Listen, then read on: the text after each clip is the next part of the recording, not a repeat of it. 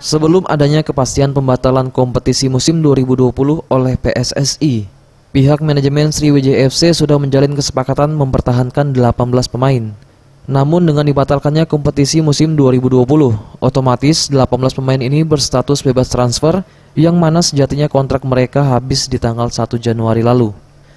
Namun pihak manajemen Sriwijaya FC tetap menjalin komunikasi dengan para pemain dengan adanya grup chatting yang berharap nantinya para pemain tetap siap untuk menjadi bagian dari klub berjuluk Laskar Wongkito ini.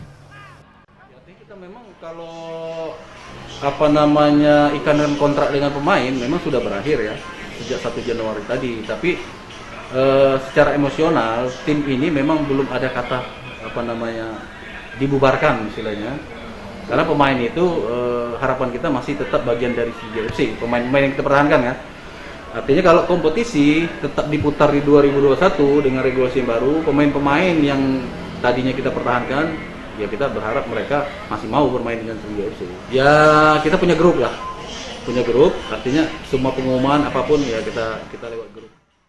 Selain itu, 18 pemain yang sudah dipertahankan sebelumnya ini juga dipersiapkan nantinya untuk turun di laga bertajuk Trofeo yang akan diadakan Sriwijaya FC yang rencananya akan mengundang Persija Jakarta dan Persebaya Surabaya.